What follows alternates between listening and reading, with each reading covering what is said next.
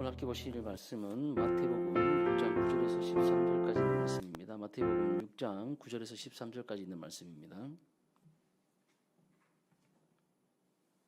제가 봉독합니다. 그러므로 너희는 이렇게 기도하라. 하늘에 계신 우리 아버지여, 이름이 거룩히 여김을 받으시오며 나라가 임하시오며 뜻이 하늘에서 이루어진 것 같이 땅에서도 이루어지이다. 오늘 우리에게 일용할 양식을 주시옵고 우리가 우리에게 죄 지은 자를 사하여 준 것 같이 우리 죄를 사하여 주시옵고 우리를 시험에 들게 하지 마시옵고 다만 악에서 구하시옵소서. 나라와 권세와 영광이 아버지께 영원히 있사옵나이다. 아멘. 네, 우리 계속해서 주기도문 강해를 하고 있습니다. 이제 막바지로 가고 있는데요. 앞으로 한 2번만 더 하면 주기도문 강해를 다 마칠 수 있을 것 같아요. 자, 우리 지난주에 기억나실지 모르겠지만 일용할 양식을 위해서 우리가 매일 이렇게 기도해야 된다. 일용할 일이라는 것이 매 순간이라는 얘기를 드렸고 그날 필요한 것이라고 말씀을 드렸습니다. 그러면서 우리가 하나님께 우리가 구할 것이 쌓아놓는 것이 아니라 모든 것이 하나님으로부터 옴을 우리가 알고 또 그 필요를 채우실 수 있는 분이 오직 여호와 하나님밖에 없음을 알고 아버지께 날마다 그 공급하심을 믿고 기도하라, 구하라는 것을 우리가 배웠습니다. 자, 오늘은 우리가 우리에게 죄 지은 자를 사하여 준 것 같이 우리 죄를 사하여 주옵시고 라는 용서에 대한 말씀을 함께 나누고자 합니다. 제가 여행 가방을 이렇게 꾸릴 때 우리가 여행 가방을 꾸릴 때 꼭 넣어야 되는 게 있어요. 뭐죠? 여러 가지가 있지만 그 중에 상비약을 꼭 챙겨갑니다. 그래서 두통약, 소화제, 또 작은 밴드 뭐 이런 거 챙겨가지 않습니까? 그런 것들을 통해서 그런 것들을 파우치에 넣어가지고 잘 챙겨가요. 왜 그렇죠? 여행 갔다가 갑자기 생길 돌발 상황들 때문에 그렇습니다. 뭐 작은 상처가 난다든지 배가 아프다든지 뭐 그러면 큰 낭패를 얻지 않습니까? 그죠? 저도 예전에 어떤 섬에 이렇게 갔다가 갑자기 허리가 너무 아픈 거예요. 근데 삐끗한 거죠. 물놀이를 잘하다가 갑자기 허리가 삐끗했어요. 근데 이제 중요한 건 뭐냐면 거기는 섬이라 가지고 병원도 잘 없고 약국도 없는 거예요. 와, 얼마나 난감한지. 진통제가 없으니까 이게 아주 난감했습니다. 그래서 막 차를 타고 한참 가가지고 진통제를 먹고 밤에 잠 한숨 못 잤는데 그거 먹고 좀 이렇게 나아지는 그런 경험을 했습니다. 상비약이 꼭 필요한 것 같아요. 그 아픈 것 때문에 그 여행을 망칠 수가 있기 때문입니다. 여러분, 우리 삶도 마찬가지입니다. 가로보다도 더 쓰라린 통증이 어디서 오는지 아십니까? 그것은 바로 대부분의 사람들과의 관계, 대인 관계 때문에 그런 경우들이 많아요. 말 한마디 때문에 상처받는 경우들이 많이 있지 않습니까? 사람들과의 관계들 속에 가장 문제되는 게 뭡니까? 말 때문에 그렇잖아요. 말 한마디 잘못해가지고 그냥 모든 관계들이 깨어집니다. 무심코 던진 그 말, 무심코 써버린 그 밑줄, 그런 댓글 하나에 우리의 모든 관계들이 깨어지고 심장이 쪼그라드는 그런 경험들을 하게 된다는 겁니다. 자, 이럴 때 이러면 어떻습니까? 우리는 어떻게 이런 관계가 깨어져서 불편한 거, 또 우리 심정이 쪼그라드는 이런 관계에서 오는 낭패들을 경험할 때 여러분 어떻게 그것을 극복하십니까? 저는 오늘 이 말씀을 통해서 여러분들이 그런 상비약과 같은 은혜들을 받으시기를 주의 이름으로 축복합니다. 예수님은 하루에도 몇 번씩 꺼내 먹을 수 있는 이런 비상관계 상비약을 우리에게 처방해 주셨어요. 그것이 바로 무엇입니까? 오늘 주기도문의 5번째 강구인 우리 죄를 사하여 주옵시고라는 이 상비약이라는 겁니다. 오늘 이 상비약을 통해서 저와 여러분들이 깨진 마음들, 또 관계의 금간 부분들, 또 일그러진 마음들이 있다면 주님께서 주신 이 상비약으로 치유받으시기를 주님의 이름으로 축복합니다. 자, 첫째, 이 죄에 대한 부분을 우리 주님은 빛으로 봤다는 거예요. 햇빛 말고요. 빛을 얘기하는 거예요. 그래서 우리가 이 말씀을 볼 때 이렇게 이제 읽을 수도 있습니다. 우리 6장 12절 말씀을 죄라는 부분을 우리가 빛 있죠? 빛으로 바꿔서 한번 읽어봅시다. 같이 한번 읽어볼게요. 시작. 우리가 우리에게 빛 지은 자를 탕감하여 준 것 같이 우리의 빚을 탕감하여 주시옵고. 이해가 되십니까? 우리는 죄를 항상 추상적인 개념으로 봐요. 내면적, 영적, 내재적인 것으로 봅니다. 그래서 감정 상함 정도로 이렇게 축소하는 경우도 있고, 어쩌면 우리 내재적인 그런 영적인 죄만을 얘기할 때가 있습니다. 근데 여러분, 이 예수님께서는 이 죄를 그런 추상적인 개념으로 사용하신 것이 아니라 빚, 즉 우리가 눈으로 보이는 돈, 그런 빚 개념 있지 않습니까? 눈에 보이지 않는 추상적인 개념으로만 설명하신 것이 아니라 반드시 갚아야 할 의무를 체납한 상태인 이 빚으로 정의하셨다는 거예요. 굉장히 의미 있는 것입니다. 그러니까 오늘날 우리에게 빚진 자를 사해 준 것 같이 하면, 죄 지은 자를 사해 준 것 같이 하면 마치 우리 내면에 있는 죄를 지었던 그런 감정적인 상태를 얘기하는 것처럼만 느껴질 수가 있는데, 빚이라고 한다면 우리가 당장 갚아야 할 채무 의무를 채무 의무라는 것에서 우리의 그 빚에 대한 청산 혹은 탕감의 의무를 더 강화시켜 준다고 볼 수 있겠죠. 좀 더 구체적으로 말씀드리면 예수님께서 마태복음 18장에서 1만 달란트 빚진 자의 비유를 통해서 우리에게 이 빚의 의미를 분명히 가르쳐 주고 있습니다. 여러분 잘 아시는 내용 아닙니까? 주인에게 1만 달란트 빚진 그런 종이 있었습니다. 그거 갚을 수가 없죠. 당시 한 데나리온이 노동자 하루 품삯이었거든요. 그러니까 100데나리온이 한 달란트 정도 되니까 이것을 환산한다면 1만 달란트, 그러니까 100데나리온 이러면 100일치 일한 거거든요. 100일치 일한 것에 10,000배 맞습니까? 그 정도 되는 거죠. 그러니까 약 한 달란트가 6,000데나리온 정도 되는 그 금액이었어요. 어쨌든 뭐 이 계산이 복잡한데 100데나리온은 한 데나리온이 약 20만 원 정도 쳤을 때 이게 한 달란트가 6,000데나리온쯤 되니까 한 20년치 일한 그 정도 양이 된다는 거예요. 그러니까 우리나라 돈으로 약 한 6억 원이 넘는 그 정도의 가치를 가지는 게 한 달란트입니다. 근데 1만 달란트면 여러분 얼마큼 많겠습니까? 10,000달란트, 여기 10,000배니까 어마어마한 금액이지 않겠습니까? 당시 팔레스타인 전 지역에 거치는 1년치 세금이 약 8,000달란트 정도 된다고 이렇게 얘기를 했습니다. 그러니까 1만 달란트라는 건 어마어마한 거예요. 오늘날 서울시의 그 1년 예산을 전부 개인이 부채로 안았다라고 이렇게 얘기할 만큼 큰 돈이었습니다. 도저히 갚을 수가 없는 돈이에요. 평생 안에 수만 년을 일해도 갚을 수 없는 그렇게 큰 빚을 그 주인에게 졌다는 거예요. 그 주인이 막 빚을 독촉하자, 갚으라 그러자, 너 빚 안 갚으면 너 처 자식을 다 팔아가지고 내 그 빚을 빚값을 치르게 하겠다 했더니 뭐라고 얘기합니까? 주여, 내게 참으소서, 내가 다 갚겠습니다 이래요. 그러니까 뭐 주인이 봤을 때는 웃기지도 않죠. 이 종놈이 말이야, 이걸 돈을 갚을 수 있는 능력이 도대체가 없는데 어떻게 갚는다는 거야 하고. 근데 뭐 너무 싹싹 비는 거예요. 손이 발이 되도록 빌고 막, 아니면 자기도 노예가 되는 것도 그렇지만 자기 처와 자식이 다 노예로 팔려가 가지고 그렇게 되니 얼마나 여러분 간절하게 빌었겠습니까? 성경에는 이렇게 나옵니다. 그 주인이 그 종이 그렇게 비는 것을 보고 뭐라고 얘기합니까? 불쌍히 여겼다. 불쌍히 여겨 빚을 탕감해줬다라고 얘기합니다. 근데 여러분 중요한 게 뭐예요? 이 탕감받은 이 1만 달란트 빚진 이 자가 나가다가 자기에게 얼마 빚진 자? 100데나리온, 그러니까 100일치니까. 아까 제가 이제 뭐 한 데나리온의 값이 우리나라 지금 뭐 노동자들을 봤을 때 제가 좀 많이 쳐서 한 20만 원 정도 일반 노동자들 일을 했을 때 20만 원 정도 번다고 치고 하루 종일요. 그렇지만 100데나리온이면 얼마쯤 되겠습니까? 한 2천만 원 되죠. 이것도 적은 돈이 아니에요. 2천만 원 빚진 사람을 만나서 자기는 얼마 빚졌어요?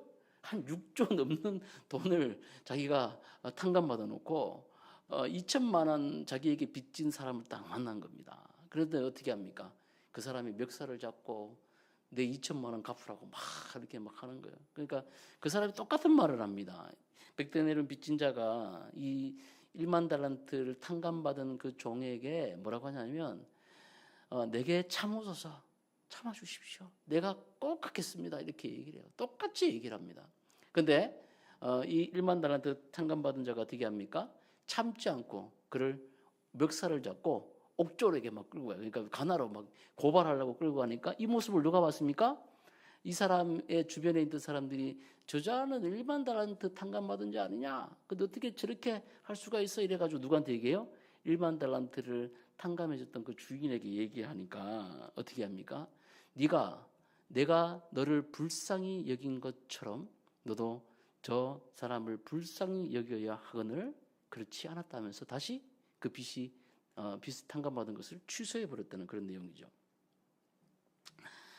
자, 여러분 여기에서 가장 중요한 내용이 뭐겠습니까? 주님께서 이 죄를 빚으로 바꾸시면서 우리에게 얘기해 주신 게 뭐예요?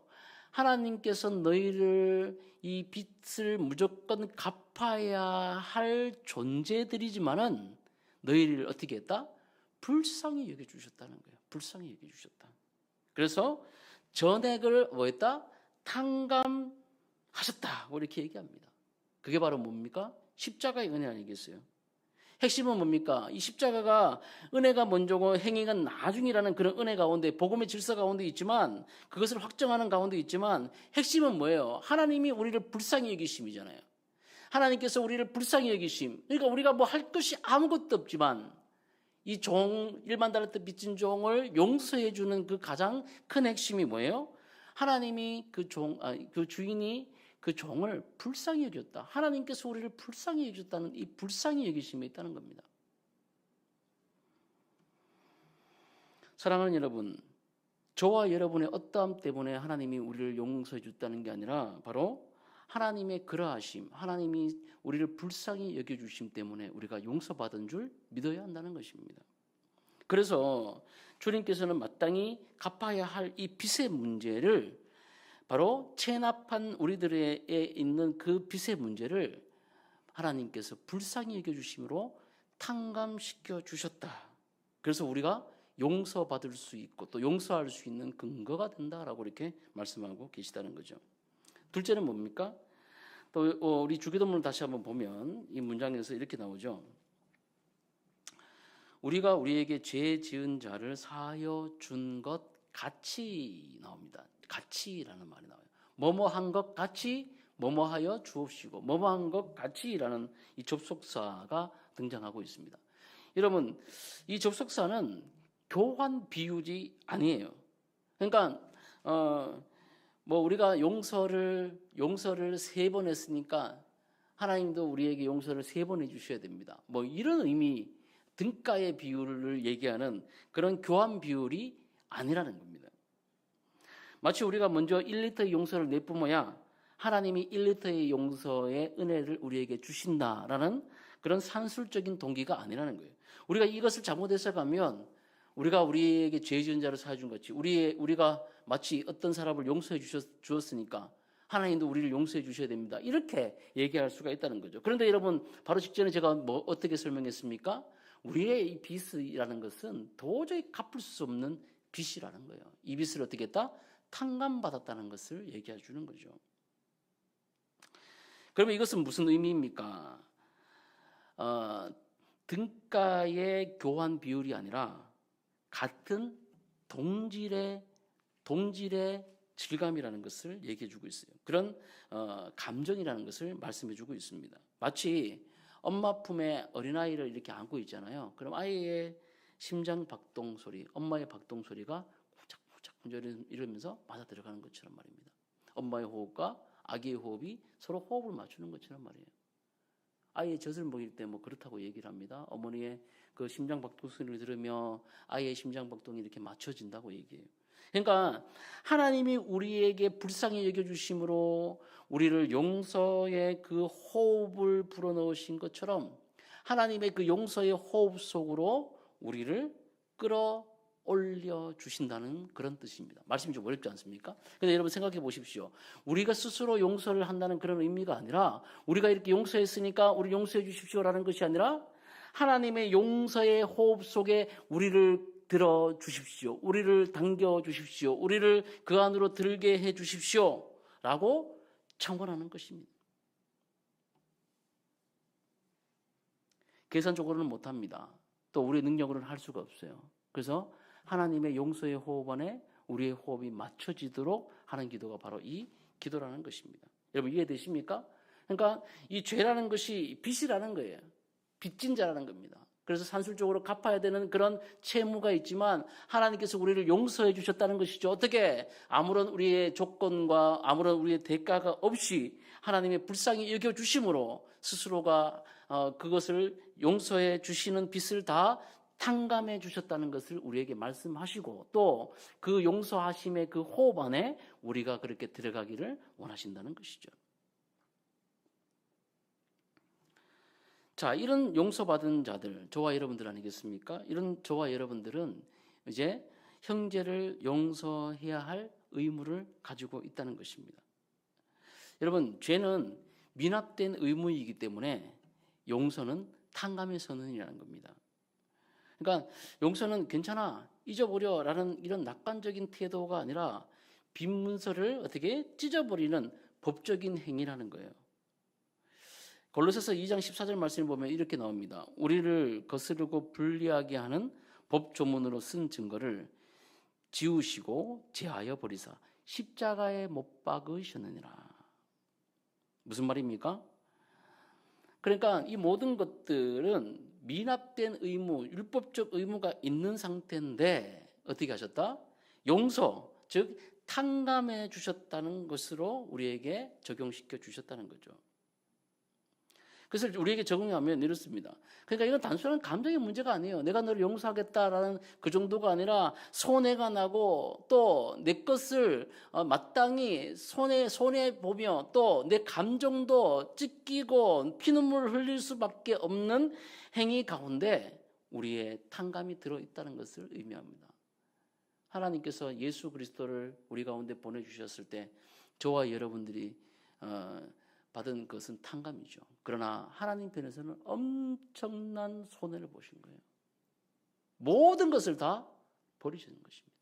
삼위일체 하나님께서 독생자이신 예수 그리스도를 죽으셨다니까요. 죽음으로 내주셨다는 거예요. 관계가 단절시킴으로 우리가 받아야 할 모든 형벌들을 다 누구에게? 예수 그리스도에게 덮어 씌움으로 말미암아 저와 여러분들이 그 대가를 치러줌으로 미납된 의무와 체납의 모든 형벌로부터 우리가 탕감받은 자임을 얘기하는 것입니다. 그래서 용서에는 뭐가 따르는 거예요? 대가가 따르는 겁니다. 그런데 우리의 용서는 어떻습니까, 여러분? 참 값싸지 않습니까? 저도 마찬가지지만 선심성으로 이렇게 얘기하는데 뭐 이렇게 마음이 이렇게 자기 마음이 좋으라고 이렇게 용서해 주는 경우들이 많아요. 근데 여러분, 이 용서에는 때로는 피가 납니다. 때로는 눈물이 나요. 때로는 여러분 금전적 손해가 있습니다. 때로는 여러 가지 자기 능력과 자기 시간과 자기가 이때까지 쌓았던 모든 것들을 잃어버릴 만한 그런 대가 지불이 있는 경우들도 있다는 거예요. 근데 우리는 왜 용서할 수밖에 없습니까? 우리가 바로 그런 미납된 의무를 이미 용서받았기 때문이죠. 하나님께서 저와 여러분들에게 골로새서 2장 14절의 말씀처럼 우리를 거스르고 불리하게 하는 모든 법조문으로 쓴 증서들을 지우시고 제하여 버리사 십자가에 못 박으셨다는 이 단순하고 명료한 이 탕감 증서가 우리로 하여금 형제를 용서할 수밖에 없게 만든다라고 말씀할 수 있습니다. 사랑하는 여러분, 용서할 때 반드시 여러분의 피와 눈물과 손해가 있다는 것을 기억하시기를 바랍니다. 목사님, 왜 자꾸 손해보라고 하세요? 왜 자꾸 네 눈물에 피눈물이 난다고 얘기합니까? 그만큼 여러분, 우리가 그리스도로 따라간다고 얘기하는 것은 그런 용서가 바탕이 되어야 된다는 것을 얘기합니다. 또 여러분 하나는 무엇입니까? 우리 빚은 우리 스스로가 갚을 힘이 없기 때문에 용서받았다는 것입니다. 그래서 우리가 형제를 용서하지 않을 수 없다는 거예요. 계속해서 반복적인 내용이죠. 우리의 호흡과 건강과 재능과 기회까지 모든 것이 다 여호와께로부터 난 것이기 때문에, 그러므로 우리 스스로 모든 것을 만들어내지 않았기 때문에 우리는 빚 갚을 능력이 없는 상태에서 탕감받았기에 우리는 형제를 용서할 수밖에 없다는 것입니다. 생각해 보십시오. 그러나 우리는 그 예수 그리스도로 말미암아 받은 그 모든 은총을 기억하지 못합니다. 또 찬양하지도 못합니다. 그렇게 한 채 하루를 마감할 때가 얼마나 많이 있습니까? 오늘도 내가 받은 것이 이것이 하나님의 은혜인지 아닌지 모르는 채 하루를 마무리할 때가 얼마나 많이 있습니까? 저는 이것을 보고 빚이 계속 늘어간다라고 이렇게 표현하고 싶어요. 물론 우리의 모든 죄가 용서받았습니다. 예수 그리스도로 말미암아 우리 모든 죄가 용서받은 줄 믿으시기 바랍니다. 그런데 저와 여러분들이 하나님께 받은 은혜들을 생각지 않는다면 우리의 계속된 채무는 늘어간다는 거예요. 마음의 빚은 늘어간다는 것입니다. 로마서 11장 36절은 이렇게 얘기합니다. 이는 만물이 주에게서 나오고 주로 말미암고 주에게로 돌아간다라고 이렇게 말씀하고 있어요. 주로부터 나오지 않는 것이 없어요. 모든 것이 다 주님으로부터 나온 것이라는 것이죠. 그러니 우리의 계속된 이런 누리는 모든 것이 주님으로부터 받은 것이기에 우리 것이 전혀 없으므로 우리가 형제를 용서하지 않을 근거가 있다 없다? 없다는 것입니다. 또 하나는 무엇입니까? 우리의 왕 되신 그 하나님께서 모든 손해를 감수하셨기 때문에 우리는 형제를 용서하지 않을 수 없다는 거예요. 칼빈은 기독교 강요 2권에서 이렇게 얘기합니다. 하나님은 사랑하심으로 정의를 중단한 것이 아니라 사랑으로 정의를 만족시켰다라고 이렇게 설명하고 있습니다. 그러니까 하나님이 우리를 사랑하심으로 정의를 멈추신 것이 아니라는 거예요. 이 정의가 어디에서 완성됐다는 겁니까? 십자가에서 완성됐다는 것을 얘기해요. 그러니까 죽음으로 모든 대가를 치르신 그 사랑으로 말미암아 모든 정의가 완성됐다라고 이렇게 말씀하신다는 거죠. 왕이신 우리 하나님께서 이 엄청난 손해를 받으시면서 그 사랑과 정의를 완성시켰다는 거예요. 우리가 그런 사랑을 받았다는 것이고 그런 정의가 우리 가운데 저촉됐다는 겁니다. 그래서 교리적으로 그것을 뭐라고 얘기합니까? 우리에게 칭의가 이루어졌다라고 이렇게 설명하고 있지 않습니까? 팀켈러 목사님 같은 경우에는 이 복음을 이렇게 얘기합니다. 당신이 복음을 정말로 받아들였다면 남을 용서하지 못한다는 것은 영적인 모순과 같다라고 말하고 있습니다. 여러분, 제가 계속해서 지금 용서에 대해서 얘기를 하고 있는데요.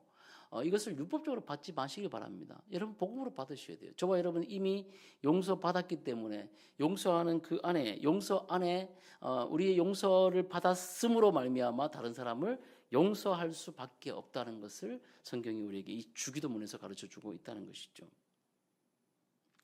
은혜의 큰 강을 생겼다면 우리의 그 은혜들을 어떻게 작은 시냇물로 흘러내는 것이 너무나 자연스러운 것이다 라고 얘기하고 있습니다. 증도에 가면 신안군도가 여러분 1000개가 넘는 섬으로 이렇게 되어져 있죠.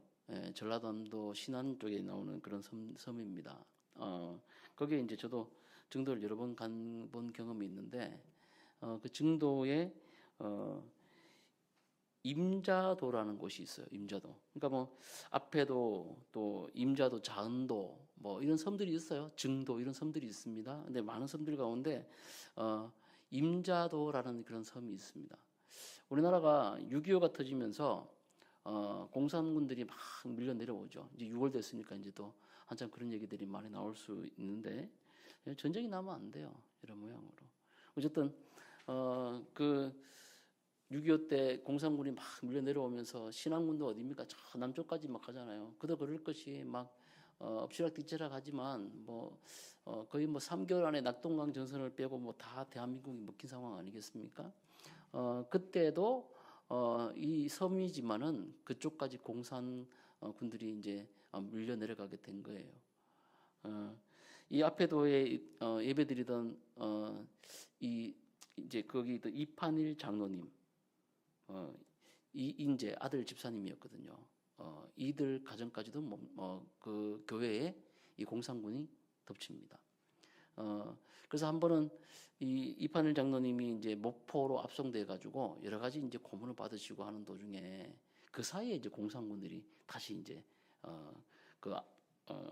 임자도에 이제 들어간 거예요. 임자 진리교회라는 곳에 들어갑니다. 들어갔더니 거기서 이제 이판일 장로님이 어떤 여러 가지 이제 고초를 당하시고 그 장로님이 이제 그 목포 경찰서에서 이제 풀려나게 된 거예요. 공산군에 의해서 풀려나게 됐습니다. 근데 이제 목포에서 임자도까지 이제 배를 타고 들어가야 되거든요. 들어가야 되는데 소문이 들려와요. 지금 공산군들이 임자도에 들어가 가지고 막 학살을 자행하고 있으니 장로님 지금 들어가시면 반드시 죽는다라는 이야기가 들려와요. 물론 그때도 증도라는 섬에 이제 증도라는 섬에 복음을 전했던 문중균 전사님 때문에 사실은 이 신안 이 복음화율이 되고 많은 교회들이 세워지거든요. 증도에도 이 똑같은 일이 발생되는 거예요. 그래서 문중균 전도사님도 증도로 다시 들어가고 이판일 장로님도 노모가 있었고 또 내가 여기서 혼자 있을 수 없다 해가지고 다시 임자도로 들어가게 됩니다. 들어갔는데 어떻게 됩니까? 그 교회에 48명이 다 학살을 당해요. 제가 거기 가서 이제 순교당한 예배드리다가 잡혀가서 이제 그렇게 된 거거든요. 근데 참 그 순교당한 이제 사람들 명단에 쭉 있는데 야, 저는 깜짝 놀랐습니다. 물론 이판일 장로님 또 그 이인재 아들이었던 이인재 집사님의 뭐 또 초와 또 9살 난 뭐 그런 아들까지도 다 죽게 되는 그런 경우들이 있었지만은 거기 보면 11살, 뭐 20살, 뭐 6살, 4살 뭐 이런 아이들까지 싹 다 죽였더라고요. 48명이 여러분 그 교회 예배드리다가 죽임 당하는 그런 일이 있었습니다. 물론 이판일 장로님도 노모를 모시고 이렇게 있으시다가 또 거기에 공산군에 의해서 같이 이제 순교를 당합니다. 문제는 뭐냐면 그때 이인재 집사, 그러니까 이판일 장로님의 아들이었던 이분도 또 목포로 압송이 됐다가 순교 당하는 이 시점에는 거기에 임자도에는 없었던 거예요. 근데 이분이 이제 다시 들어가 보니 다시 이제 수복이 돼가지고 그죠?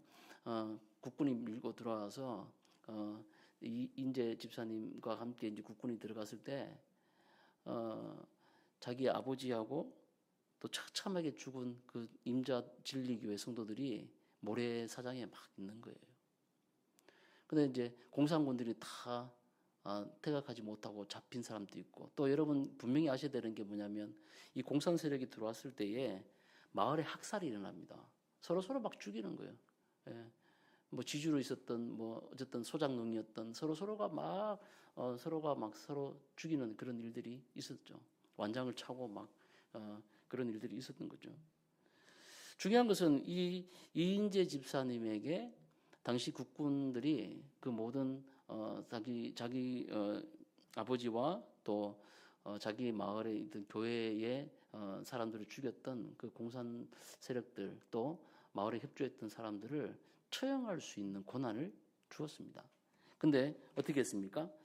이제 이 집사님이 처형을 하려고 하는 순간 이판일 그 장로님 아버지의 목소리가 들렸다고 해요. 이런 목소리가 들렸다고 합니다. 아들아, 내가 저들을 용서한 것 같이 너도 저들을 용서해라 라는 그런 목소리가 들렸다고 합니다. 이건 뭐 실화예요. 그래서 이 앞에 임자도 진리교회를 또 그렇게 모든 성도들 40몇 명을 죽였던 그 사람들을 이인재 집사와 그 사람들이 용서해 주었다고 합니다. 근데 여러분 중요한 것은 이 임자도에는 이런 서로가 서로를 보복하는 그런 일들이 이 일을 통해서 더 이상 일어나지 않았다고 이렇게 얘기를 해요. 무슨 얘기입니까, 여러분? 우리가 먼저 용서받았기 때문에 용서한다는 것은 또 다른 보복과 또 다른 여러분 그런 학살들을 막는 놀라운 은혜들이 있게 된다는 것을 말씀하고 있다는 거죠. 여러분들이 은혜의 강강을 삼켰다면 작은 용서의 시냇물을 흘려보내시기를 주님의 이름으로 축복합니다. 저 역시도 마찬가지예요. 저도 이게 참 쉽지는 않습니다. 우리는 은혜의 통로, 축복의 통로, 복의 통로, 복의 유통자 뭐 이런 얘기들을 많이 하지만 용서의 통로, 용서의 유통자, 용서의 뭐 그런 얘기들을 잘 하진 않아요. 사랑하는 여러분, 저와 여러분들이 용서의 유통자 되시기를, 용서의 통로가 되시기를, 용서의 시냇물이 되시기를 주의 이름으로 축복합니다. 자, 여러분, 그렇다면 여러분 어떻게 용서를 받고 어떻게 용서를 베풀까요? 뭐 실전에서 우리가 한번 적용해 보면 이렇게 합니다. 먼저 용서를 구하십시오. 용서를 구하십시오. 관계가 서먹하다면 또 우리의 뭔가 관계가 끼어진 것 같다면 상대를 찾아가 여러분 정중히 물어야 됩니다. 내가 혹시 뭐 마음을 헤아리지 못했거나 상처를 준 것이 있습니까? 라고 이렇게 물어야 된다는 거죠. 피하거나 침묵을 하는 것은 좋은 행동이 아니에요. 우리는 어떻게 하면 제일 쉬운 게 뭡니까? 피하는 거죠. 제일 쉬운 게 피하는 거예요. 뭐 전화 안 받고 카톡 뭐 씹어버리고 문자 연락 안 하는 거예요. 그러면 제일 쉽습니다, 여러분. 얼굴 피하는 겁니다. 그만큼 피하는 게 좋은 게 어디 있습니까? 편하죠. 사람을 안 만나는 게 제일 좋습니다. 근데 여러분 관계를 회복하고 그 사람을 다시 용서할 수 있는 가장 먼저 용서를 구하는 거예요. 제가 당신에게 뭔가 섭섭하게 해준 것이 있습니까? 혹시 제가 당신의 마음을 헤아리지 못하게 한 것이 있습니까? 라고 얘기하는 거죠. 불편하죠. 먼저 얘기하는 것만큼은 불편한 게 어디 있습니까? 특히 위에 사람이 아래 사람에게 얘기하는 거예요. 나이 많은 자가 적은 자에게 얘기하는 거예요. 또 상사가 부하 직원에게 얘기하는 거예요. 너무 힘듭니다, 여러분. 그거 분명히 아셔야 돼요. 요즘에는 뭐 약자가 무슨 권리처럼 얘기하는데요. 그렇지 않아요. 그러나 여러분 분명한 것은 무엇입니까? 성경에 말하고 있는 그런 용서는 헤세드의 사랑을 얘기해요. 일반 달란트 빚진 자를 누가 용서해 줬습니까? 네, 그 종의 채무자였던 주인이 용서해 준 거예요. 그 마찬가지로 100데나리온 빚진 자의 채권자였던 이 일반 달란트 빚진 자도 용서를 해줘야 되는 거죠. 마찬가지라는 겁니다. 먼저 상대를 찾아가 정중히 물으십시오. 또 있습니다. 상대에게 또 필요한 경우 피해 복구에 대해 정확히 제안하시기 바랍니다. 이건 위에 사람만 얘기하는 게 아닙니다. 다 같이 얘기하는 거예요. 피하지 마십시오. 그리고 정중하게 물으십시오. 그리고 사과하십시오. 그리고 잘못했어요라고 끝내지 마십시오. 여러분 그 안에 손해봤던 것들이 있다면, 손해를 끼친 것들이 있다면 사랑의 수고로 메우는 것입니다. 그 긍정적인 것만 얘기하는 게 아니에요. 다른 사람의 노력과 헌신을 세웠던 어떤 업적에 대해서, 어떤 집단에 대해서, 어떤 공동체에 대해서 여러분들이 손해를 끼쳤다면 여러분 미안합니다. 말로 때우려고 하지 마십시오. 그 안에 여러분의 사과의 그 사랑의 수고로 여러분 그것을 메우시기를 주의 이름으로 축복합니다.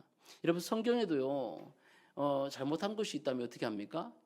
양 4마리를 훔치거나 양 4마리를 훔쳤으면 똑같이 양을 하나 훔쳤으면 4배로, 소를 하나 훔쳤으면 몇 배로, 5배로 갚는 것이 율법적인 율례예요. 왜 그렇습니까, 여러분? 그렇게 손해를 끼친 것에 대해서 하나님은 그대로 말로 때우거나 그냥 형식적인 것을 때우지 말 것을 얘기합니다. 반드시 갚을 것을 얘기하고 있습니다. 그것이 바로 용서라는 것이죠. 또 용서가 즉각적으로 되지 않을 때가 있습니다. 그렇게 얘기하지만 여러분 용서가 쉬운 게 아니에요. 우리가 용서하면은 뭐 주로 얘기하는 게 밀양 아니겠습니까? 거기 전도연이 어떤 사건 때문에 맞죠? 전도연입니까? 누가 그 여배우가 감옥에 가 있는 그 사람을 이제 막 교회 가서 막 기도하다가 하나님의 말씀 치유가 된 것 같아가지고 그 사람을 용서하러 감옥에 갔는데 그 사람이 어떻게 합니까? 죄를 그 사람에게 해코지했던 그 사람이 성경책을 다 안고 뭐라고 얘기해요? 용서받았다라고 얘기해요. 용서받았다고 얘기해요. 제가 아까 방금 직전에 얘기했던 뭐 그런 내용이기도 하지만 상대방에게 실수했던 그 사람에게 먼저 용서를 구하는 것이 먼저입니다. 그럼에도 불구하고 용서가 즉석에서 되지 않을 때가 있다는 거죠. 그럴 때 어떻게 합니까? 시간을 좀 달라고 솔직하게 얘기할 필요가 있다는 겁니다. 시간을 달라고 얘기하고 내가 당신을 지금 용서해 주고 싶은데 마음이 감정적으로 잘 되지 않는다. 그래서 내가 당신에게 시간을 좀 구해도 되느냐라고 얘기를 하는 거죠. 그리고 어떻게 합니까? 그 시간 동안에 십자가 밑에서 이렇게 기도하셔야 되는 거예요. 주님, 10,000달란트를 기억하게 해 주옵소서. 주님, 제게 10,000달란트를 기억하게 해 주옵소서. 그리고 100데나리온 빚진 자를 용서하게 해 주옵소서. 이런 마음을 달라고 심장의 수술을 받아야 된다는 것입니다. 제가 구원받지 못했다기 때문에 얘기하는 게 아니에요. 이렇게 해야지 구원받아야 된다고 얘기하는 게 아닙니다. 우리는 구원받은 하나님의 백성이기 때문에 이렇게 용서하며 살아가기 때문에 제가 말씀드렸지 않습니까? 이것은 바로 비상상비아가 같다는 것을 말씀드렸잖아요. 이렇게 해야 우리가 사는 거예요. 이렇게 해야 우리가 관계가 회복되는 겁니다. 이렇게 해야 그 안에 하나님 나라가 확장되고 회복된다는 것을 말씀드리는 것입니다. 마음을 수술받도록 주님 앞에 내어놓으십시오. 또 하나는 무엇입니까? 화평을 위한 경계를 세우는 일입니다. 용서는 잘못을 묻지 않는다는 뜻이 아니에요. 그 용서해 줄게 라면 용서 받는 사람 입장에서는 모든 것이 다 끝났다고 얘기하는 줄 압니다. 근데 그게 아니에요. 여러분, 잘못된 것을 고쳐야죠. 그 사람이 당신이 이런 부분 때문에 우리 조직에 손해가 되었습니다. 당신이 이런 게으르고 당신이 이렇게 했고 당신이 이렇게 했기 때문에 우리 회사가 이만큼 손해를 받았습니다. 당신 내게 이런 폭력과 내게 학대와 이런 부당함 때문에 당신 말 때문에 내가 너무너무 힘들었습니다. 그래서 당신 이것을 용서해 주고 싶습니다라고 얘기했을 때 전자나 후자나 모든 경우 다 당신의 잘못을 묻지 않겠다는 그런 뜻이 아니에요. 그런 부분에 대해서 오히려 당신이 그런 행동들을 고쳐갈 것을 촉구하는 내용이 담겨 있다는 것을 기억해야 됩니다. 용서해 주었다 그러니까 그게 그 상태만 위기를 모면하고 또 똑같은 잘못을 내게 베푼다면 그것은 잘못된 것이라는 거죠. 자, 여러분, 계속되는 학대나 부당함 이런 것이 있다면 여러분 어떻게 되겠습니까? 용서를 위한 지혜가 필요하다는 거죠. 분명히 얘기를 해야 돼요. 당신의 행동 때문에 힘듭니다 라고 분명히 얘기를 해줘야 됩니다. 그리고 분명히 선을 긋고 안전한 거리를 두는 것이 오히려 관계 회복을 위한 첫걸음이 될 수 있다는 것을 우리에게 가르쳐주고 있다는 겁니다. 어떻습니까, 여러분? 주기도문에 나오는 우리가 우리에게 죄 지은 자를 사하여 준 것 같이 우리 죄를 사하여 주옵시고라는 이것이 단순한 용서가 아니라는 것을 여러분 지금 이렇게 조금씩 깨달아가고 계십니까? 예, 이 부분은 굉장히 구체적이고 우리의 삶 속에서 매일매일 반복적으로 이루어져야 되는 것을 의미하고 있어요. 오늘날 우리에게 일용할 양식을 주옵시고와 동일한 이런 은혜들이 매일매일 우리 순간마다 반복적으로 이루어져야 됨을 우리에게 가르쳐주고 있다는 거죠. 근데 여러분, 우리의 용서 스타일들은 많이 그렇지 못한 경우를 봅니다. 마지막으로 여러분, 축복으로 용서를 생활화하시기를 주의 이름으로 축복합니다. 무슨 말입니까? 우리의 모든 모임 끝에 감사를 하시기를 바랍니다. 그리고 축복하시기를 바랍니다. 이번 주에 당신이 뭘 해줬기 때문에 참 감사합니다. 아니, 먹을 걸 한 개 주더라도 여러분 공급해 줬으면 정말 잘 먹었습니다. 감사합니다. 또 축복합니다. 이런 말들을 하시라는 거예요. 주면 주는 대로. 꼭 말해야 됩니까? 말해야 압니다, 여러분. 말해야 아는 거예요. 수고와 노력에 대해서 여러분 당연히 그분에게 베풀어주는 그분에게 여러분 축복해 주셔야 돼요. 감사하셔야 됩니다. 그저 되는 게 없어요. 예, 수고하셨다고, 감사하셨다고, 감사합니다. 또 저에게 좀 책망하는 그런 말을 듣더라도 저는 누구누구에게 이런 것을 배웠습니다. 감사합니다. 다음 주에 제가 이렇게 바뀐 모습으로 여러분들에게 또 이렇게 하겠습니다. 이렇게 우리 삶들이 바뀌어져야 된다는 거죠. 그게 바로 축복 리뉴얼이라는 거예요. 그런 용서를 계속해서 생활화하는 거예요. 사랑하는 여러분, 어색할 수 있습니다. 그리고 우리의 생활 습관이 안 돼 있을 수도 있어요. 특히 경상도 사람들 이런다는데 저는 경상도뿐만 아니라 모든 사람들이 다 그렇다고 봐요. 굉장히 폐쇄적인 마음들을 가지고 있는 분들이 많아요. 또 말에 인색한 분들이 너무 많아요. 당연히 뭐 특히 교회에서 그런 경우들이 얼마나 많습니까? 교회 안에 당연히 뭐 주는 거지. 교회에서 밥을 주더라도, 교회에서 여러분들에게 뭔가를 해주더라도, 여러분 그 당연한 게 있습니까? 누군가는 그것을 수고해야 되고, 누군가는 그것을 여러분 위해서 열심히 여러분 준비해야 합니다. 예. 이번 주부터 여러분들 뭐뭐 덕분에 참 집사님 덕분에 감사합니다. 뭘 주셔서 감사합니다. 밥을 주셔서 감사합니다. 또 좋은 말씀을 주셔서 감사합니다. 이렇게 인사하시기를 주의 이름으로 축복합니다. 그것이 바로 용서를 생활화하는 첫 단추라는 거예요. 말씀 마무리합니다.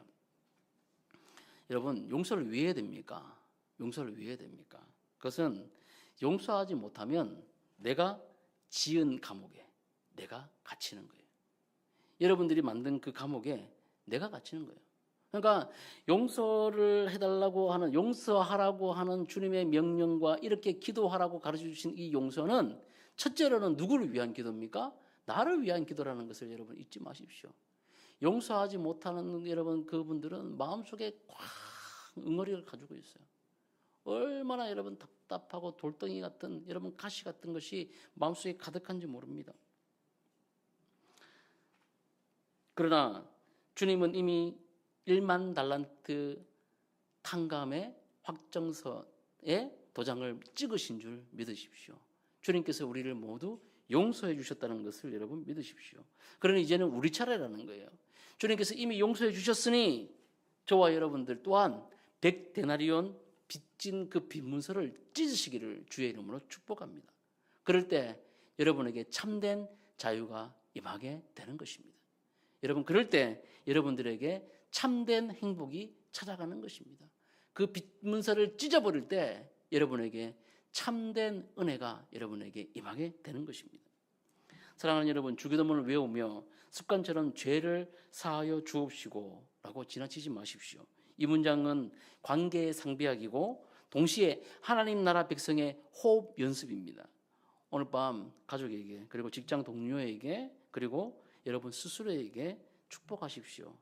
주님, 제가 받은 그 헤아릴 수 없는 은혜를 따라 오늘 내게 주어진 사람들을 또 에게 하나님의 호흡과 같은 용서의 호흡으로 그들에게 다가가겠습니다.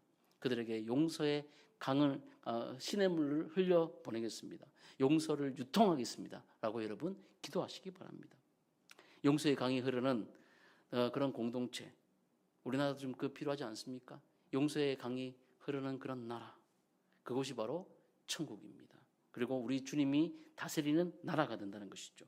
우리 모두 그런 용서하는 저와 여러분 되어서 하나님의 뜻을 이루시는 우리 모두가 되시기를 주님의 이름으로 축복합니다. 기도하겠습니다. 하나님 아버지, 주님께서 우리를 용서하신 것처럼 우리도 용서해야 되지만 주님 그것이 쉽지 않습니다. 너무나도 우리의 마음이 강팍하고 또 주님의 마음을 쫓아가기에는 우리의 수준이 너무나도 얇습니다.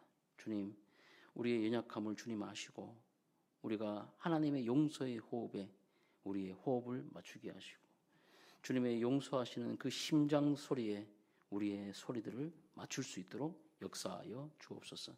그리하여 주님 1만 달란트 빚진 것을 탕감받았다는 것을 날마다 기억하고 주님 100데나리온 빚진 자들을 용서해가는 우리 모두가 될 수 있도록 주님 용서해 우리를 붙잡아 주시고 우리 입술 속에 감사와 축복과 용서가 날마다 끊이지 않게 하여 주시옵소서. 감사드리며 예수님의 이름으로 기도드립니다. 아멘.